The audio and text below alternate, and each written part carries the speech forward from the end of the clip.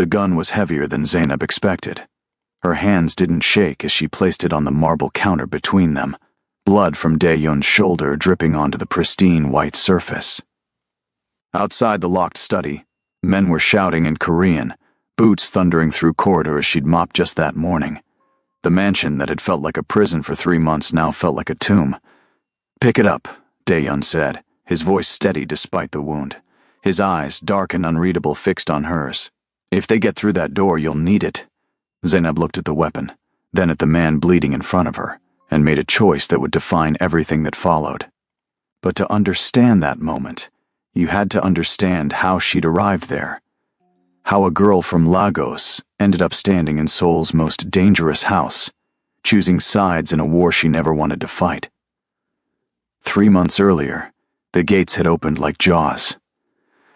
Zainab pressed her face against the van window, watching as black iron parted to reveal a mansion that looked carved from stone and shadows. Armed guards flanked the entrance, their faces expressionless, weapons barely concealed beneath tailored jackets. The other domestic workers in the van, 2 Filipino women and a Vietnamese man, had gone silent the moment those gates appeared. "First contract?" the driver asked in broken English, glancing at her in the rearview mirror. "Yes," Zainab replied, her accent thick with Lagos inflections. "The agency said it was a private residence. They didn't mention—" "Don't mention anything," he cut her off. "Don't ask questions. Don't make friends. Don't be noticed." The van stopped in a service entrance Zainab hadn't even seen from the front. A woman in her 50s stood waiting, her posture military straight, her expression carved from disapproval. Madame Kwan, the head housekeeper, conducted inspections like a general reviewing troops. "You're the new general cleaner," Madame Kwan said in accented English, barely glancing at Zainab's face. "Contract is 18 months, non-negotiable. Your room is in the East Wing, 3rd floor. You do not enter the West Wing unless specifically instructed. You do not speak to the master of the house unless spoken to first. You do not ask questions about who visits or what you see." "Understood." "Yes, ma'am." "Ma'am Kwan," she corrected sharply. "And one more thing." Her eyes finally met Zainab's, and there was something almost like concern buried beneath the strictness. "Don't be remembered. Girls who get remembered here don't last." The first week passed in a blur of marble floors and endless rules. The mansion sprawled across 3 floors and 2 wings, every room meticulously designed, every surface demanding perfection. Zainab learned quickly that the staff operated in invisible hierarchies, the Korean workers at the top, Southeast Asians in the middle, Africans at the bottom. She learned which hallways to avoid during certain hours, which doors stayed locked, which sounds meant danger. She learned that the master of the house was rarely seen but always felt. Kang Dae-yeon's presence saturated the mansion even when he wasn't there. Staff moved differently when his car entered the grounds. Conversations stopped mid-sentence when his footsteps echoed in corridors. Zainab caught glimpses of him in those first days, a tall figure in dark suits, always surrounded by men who looked like they knew 50 ways to kill silently. "He owns half of Seoul's underground," Ara whispered one evening in the kitchen. The young assistant cook was the only person who'd spoken to Zainab with anything resembling warmth. Gambling, smuggling, protection. "The police don't touch him because he owns half of them too." "Then why do they call it a private residence in the contracts?" Zainab asked, scrubbing a pot with more force than necessary. Ara's laugh was bitter, because work for a crime lord doesn't recruit well. You needed the money badly enough not to ask questions, right? We all did. Zainab thought of her mother's medical bills, her younger siblings' school fees, the debt that had driven her from Lagos to this gilded prison. Ara was right. She'd needed the money badly enough to ignore every warning sign. The first direct encounter happened on a Tuesday morning. Zainab was serving breakfast in the main dining room, a cavernous space with floor-to-ceiling windows overlooking Seoul's skyline. Dae-yeon sat alone at a table meant for 20, reading something on his tablet, his breakfast untouched. Madame Kwan had instructed her carefully, place the coffee, refill the water, leave immediately. She did exactly that, moving with the quiet efficiency she'd perfected. But as she turned to leave, her foot caught the edge of the antique rug. The water pitcher tilted, and for one horrifying second, Zainab thought she'd spill it directly onto Korea's most feared crime lord. She caught it barely. Water sloshed but didn't spill. In the silence that followed, she felt his eyes lift from the screen. She should have bowed, apologized, retreated. Instead, she met his gaze, just for a second, and saw something flicker there. Not anger. Curiosity, maybe. Or assessment. "Your name," he said. His voice was deep, unaccented English, educated. "Zainab Okoye, sir. You're new. 3 weeks, sir." He studied her for a long moment, and Zainab felt weighed and measured in ways that had nothing to do with her ability to pour coffee. Finally, he returned to his tablet. "Don't break anything expensive, Zainab Okoye." She bowed and left, her heart hammering against her ribs. Behind her, she felt his attention linger for just a moment longer than necessary. That evening, Madame Kwan pulled her aside. "What did you say to him?" "Just my name," Zainab replied carefully. He asked. The older woman's expression was unreadable. "He doesn't usually ask. Be more invisible." But becoming invisible proved impossible after the engagement party. The mansion transformed overnight for the event.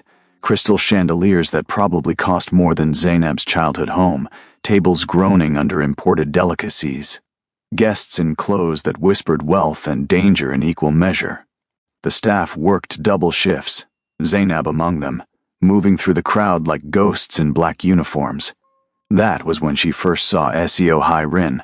The woman entered like she owned not just the room but the air inside it.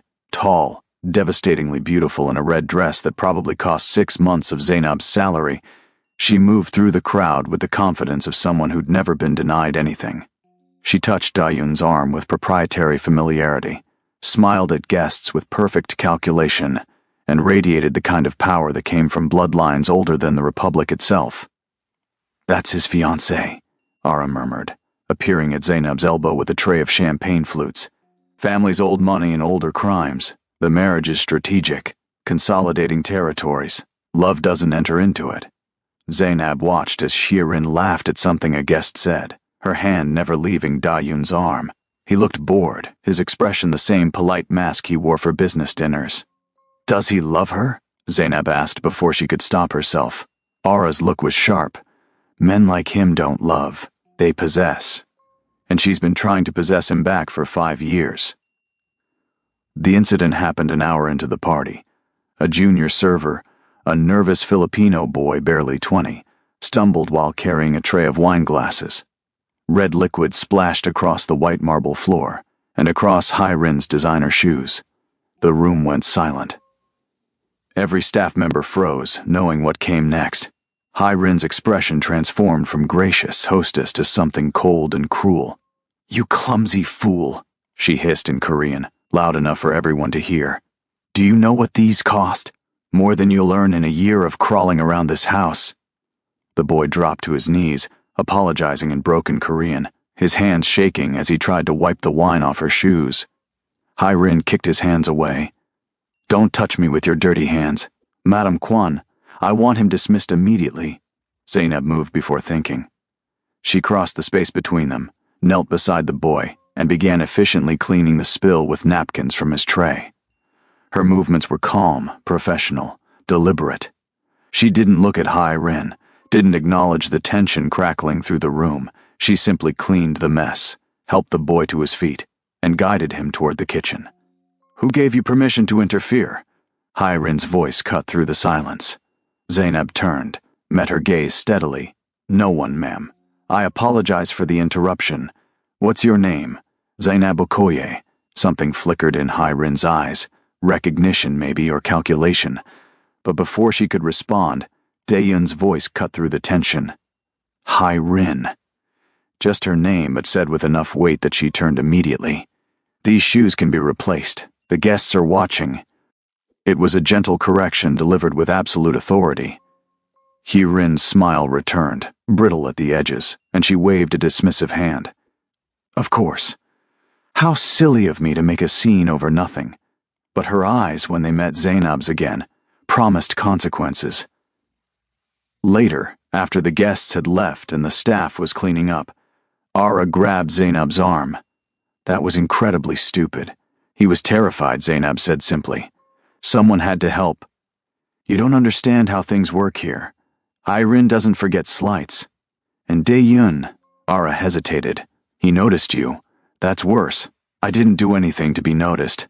You existed in his line of sight when something interesting happened. That's enough. Ara's warning proved prophetic. The next morning, Madame Kwan summoned Zainab to her office, her expression more conflicted than angry. You're being reassigned, she said without preamble. Master Kang has requested you as his personal attendant. Zainab's stomach dropped. I don't understand. I'm a general cleaner. I don't have training for— You don't refuse Master Kang's requests, Madame Kwan interrupted. And you don't ask why he makes them. You'll attend to his private rooms, his wardrobe, serve his meals when he eats alone. You'll be available when he requires assistance. That's all. Ma'am Kwan, please. The older woman's expression softened slightly. I warned you not to be remembered. Now you are. Be smart about it. Men like him are dangerous in ways you can't imagine. But they're also the only protection you have in this house now that Hai-Rin has marked you. The first day in her new role, Zainab entered Dae-yun's private study with hands that wanted to shake. He was working at his desk, papers and tablets spread before him, his suit jacket discarded over a chair. He didn't look up when she entered. Coffee, black, no sugar. She prepared it exactly as instructed, placed it on his desk, and turned to leave. Why did you help him? The question stopped her at the door. She turned back slowly. Sir, at the party. The boy who spilled wine. Why intervene? Zainab chose her words carefully. He was afraid. Someone needed to help. You put yourself at risk for someone you don't know. That's either very brave or very foolish. Maybe both, sir. Something that might have been amusement flickered across his face. You can speak freely here. When we're alone, formality isn't necessary. With respect, sir, I think formality is very necessary. Now he did look up, and his gaze was intense enough that Zainab felt pinned by it. You're afraid of me. I'd be stupid not to be, yet you're still standing here. Not cowering, not crying, just standing. Would cowering or crying change anything? He leaned back in his chair, studying her with that same calculating intensity she'd felt during their first encounter. You're not what I expected. What did you expect? Someone who'd try to seduce me or someone who'd be too terrified to function? You're neither. Zainab met his eyes steadily. I'm here to work, sir. That's all. That's refreshing. He returned to his papers, and she understood the dismissal. But as she reached the door again, his voice stopped her once more. Your family. In Nigeria. They're why you're here? The personal question caught her off guard. Yes, sir.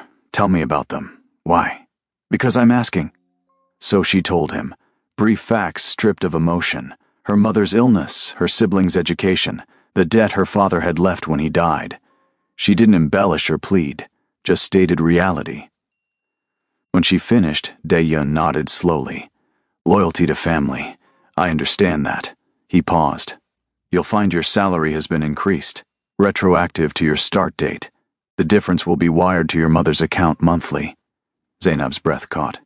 Sir, I don't— It's not charity. I pay for competence and discretion. You've demonstrated both. Thank you, sir. Don't thank me yet. This position comes with different risks than mopping floors. Over the following weeks, Zainab learned the rhythms of Dae-yun's world. She learned that he worked until 3 or 4 in the morning, that he drank his coffee black because anything else was a weakness, that the scars on his hands came from violence he never discussed. She learned to read his moods in the set of his shoulders, to know when to speak and when silence was safer. She also learned that Hai-Rin's jealousy was a living, breathing thing. It started with small cruelties. Zainab's uniforms went missing, only to reappear torn or stained. Her room was searched, personal items moved or broken. Madame Kwan looked the other way, understanding that to intervene would make things worse. Then Hai-Rin started appearing during Zainab's working hours. So you're the new pet, she said one afternoon, finding Zainab organizing Dae-yun's wardrobe. Her tone was light, conversational, deadly. The exotic acquisition. I suppose I should have expected it. Men like Dae-yun get bored easily. I'm just staff, ma'am. Don't lie to me. Hai-Rin moved closer, her perfume expensive and cloying. I've seen how he looks at you, like you're a puzzle he wants to solve. It's how he looked at me once, before he realized I wasn't a puzzle at all, just a necessity. I have no designs on Master Kang. Designs don't matter. Proximity does. You're in his private spaces, seeing him when his armor's down. That's more intimate than anything he shares with me." Her smile was sharp enough to cut. "But let me educate you about the man you're serving. He's not capable of love. He's capable of possession, control, strategic acquisition. Whatever you think you see in those quiet moments, it's not humanity. It's just another form of calculation." "I don't claim to know what he is," Zainab said carefully. "I'm not trying to know. Good. Because women who try to understand Kang Dayun end up destroyed, one way or another." Hai-Rin turned to leave, then paused at the door. "Oh, and Zainab? Your work visa is dependent on this employment contract. If you're dismissed, you'll be deported within 48 hours. Remember that when you're feeling brave." After she left, Zainab sat on the floor of Dayun's closet and let herself shake. Aura found her there 20 minutes later. "She cornered you. How did you know?" "Because she does it to everyone she sees as competition." Aura sat beside her. "The last girl who got too close to Dayun disappeared. Not killed, probably. Just sent away. New identity, new country, enough money to start over. He protects what's his, but he also removes problems before they become crises. I'm not his, aren't you? He promoted you, increased your pay, keeps you close. In this world, that's ownership." Aura pulled out her phone, tapped it thoughtfully. "I'm going to start recording when I'm near Hai-Rin. Just in case. You should do the same." "Why would I need to?" "Because the engagement is falling apart. Her family's making moves against Dayun's territory. The marriage was supposed to prevent war, but now it might cause one. And when powerful people go to war, the staff are collateral damage." That night, Zainab was tending to Dayun's study when he returned from a meeting with blood on his knuckles. Not his blood, she noted clinically, as she brought the first aid kit she'd learned to keep stocked.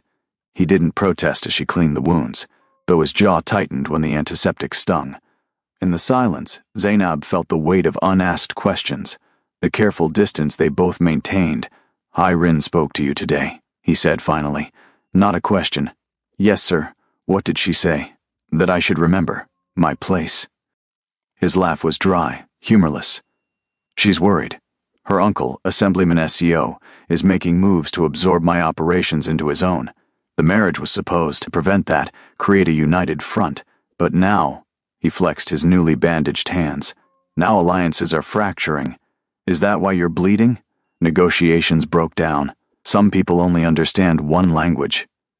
Zainab finished wrapping his hands, stepped back professionally. "Sir, if my presence here is causing complications..." "Your presence is irrelevant to the complications." He caught her wrist, not hard, but firmly enough that she couldn't step away. His eyes, when they met hers, held something she couldn't quite name. "But I need to know something. If this situation escalates, and it will you run? Where would I run to?" "My visa is tied to this employment." "That's not what I'm asking. If real danger comes to this house, will you scatter with the others, or..." He paused, choosing words carefully. "Or will you choose a side? What side would I be choosing?" His grip on her wrist tightened slightly. "Mine," Zainab's heart hammered. "You know what you are. You've never pretended otherwise." "I respect that. That's not an answer. It's the only one I have right now." He released her wrist, sat back. "Fair enough. But when the time comes, and it will come soon, you'll have to choose. Everyone does." The choice came sooner than either expected. 2 weeks later, Assemblyman SEO visited the mansion for what was supposed to be a private negotiation. Zainab was serving tea when she noticed the tension, the way Dayun's lieutenants positioned themselves near exits, the way Jun-ho kept his hand near his concealed weapon. "Uncle," Hai-Rin greeted the assemblyman with a kiss on each cheek, her smile poisonous. "I'm so glad you could come." The negotiation lasted an hour. Zainab wasn't privy to the details, but she heard raised voices, the crash of something breaking. When the assemblyman's men started moving toward the doors, Jun-ho's whispered command sent staff scattering. The first gunshot came from outside. Zainab was in the hallway when the world exploded into chaos. Armed men poured through the mansion's entrances, not Dayun's men. The coup attempt was precise, coordinated, devastating. Staff screamed and ran. Somewhere, alarms shrieked. She should have run too. Madame Kwan was shouting for everyone to evacuate through the service exits. But Zainab thought of Dae-yoon in his study, probably surrounded, possibly outnumbered. She ran toward danger instead of away from it. The study doors were open, bodies already on the floor. Dae-yoon's guards, she realized with horror. Inside, Dae-yoon was behind his desk, gun drawn, blood seeping through his shirt from a shoulder wound. 3 of SEO's men advanced on him. Zainab didn't think. She grabbed the door, slammed it shut, and threw the heavy bolt. Then she turned to find Dae-yoon staring at her with something between shock and fury. "What the hell are you doing?" "Being stupid," she said, and reached for the gun on the dead guard's belt. She placed it on the desk between them with shaking hands. "If they get through that door, you'll need backup."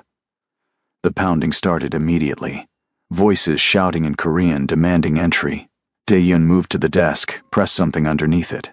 A panel in the wall slid open, revealing weapons and a communication system. He pulled a second gun, checked the ammunition, then looked at her again. "You chose, I chose," she confirmed.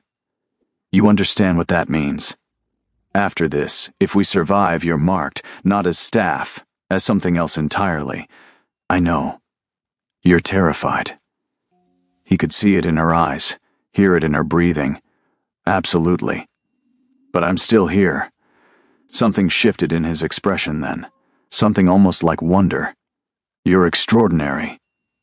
The door shuddered under a battering ram. Dae-yoon handed her the second gun, showed her quickly how to aim, how to fire.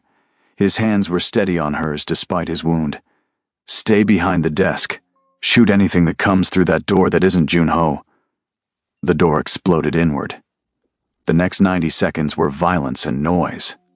Zainab fired 3 times, missed twice, hit once.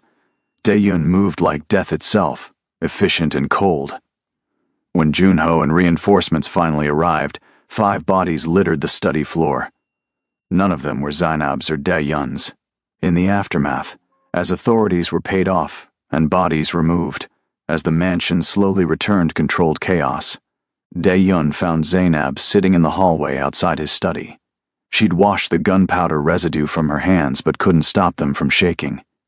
He sat beside her, close enough that their shoulders touched. "Hai-rin orchestrated it," he said quietly. "Her uncle's coup had her fingerprints all over it. Ara recorded a conversation between them planning it 3 days ago. She brought it to Junho this morning, but we didn't expect them to move so quickly. What will happen to her? She's already gone. Not killed, I'm not that merciful. But she'll never threaten anyone again." He touched her still trembling hand. "You killed someone today. I know. It will stay with you. I know that too." He turned to look at her fully. "I'm offering you an exit. New identity, relocation, enough money to take care of your family for years. Clean break, no consequences." Zainab had thought about this moment through the whole violent afternoon. She'd thought about what it meant to stand beside a man like Kang Da-yeon, what it would cost, what she'd become. "I don't want an exit. You don't know what you're saying." "I do." She finally met his eyes. "You never lied to me about what you are. You never pretended to be good or righteous. You're exactly what you appear to be. Dangerous, powerful, unrepentant. And I—" her voice steadied. "I didn't fall in love with a fantasy. I fell in love with the truth." His expression was unreadable. "I can't give you a normal life. I didn't ask for one. I won't change for you. I won't become softer or better. I'm not asking you to change. Then what are you asking for?" "Nothing. I'm just choosing." She touched his face, careful of his injuries. "I'm choosing you exactly as you are, not who you could be, not who I wish you were. You. Is that enough?" For a long moment, Kang Da-yeon, Seoul's most feared crime lord, a man who'd built an empire on violence and control, said nothing. Then he kissed her, fierce and claiming, a seal on a choice they'd both made. "It's enough," he said against her lips. "It's more than enough."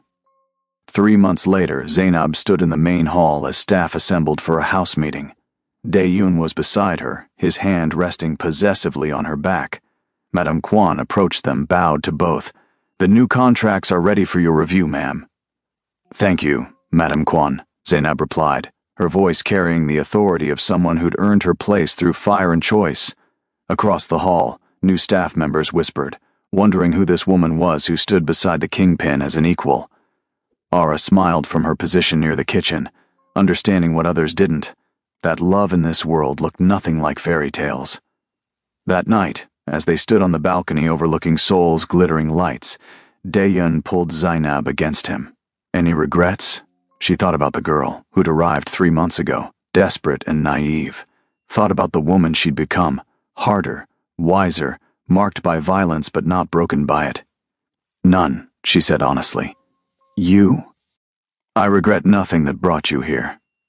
He turned her to face him, his expression intense in the city lights. You chose the devil. Everyone will judge you for it. Let them. She touched his face, traced the scar along his jaw. I didn't choose you for approval. I chose you because I saw exactly who you are and loved you anyway. That's more honest than most people ever get. You're extraordinary, Zainab Okoye. I'm just a woman who chose truth over fantasy. She smiled, and it held all the complexity of their impossible love. And I'd choose it again. I'd choose you again. Every time. He kissed her as Seoul's underworld spread beneath them, a kingdom built on darkness that she'd claimed as her own. She hadn't softened him, hadn't redeemed him, hadn't changed anything about who Kang Dae-yeon was. She'd simply chosen to stand beside the devil and call it love, and that, in its own savage way, was a kind of salvation, not for him, but for both of them. Two people who'd seen each other clearly in a world of illusions, and decided that truth, however dark, was worth more than any beautiful lie. The mansion's lights blazed behind them as they stood together, two souls who'd found something rare and real in the darkness.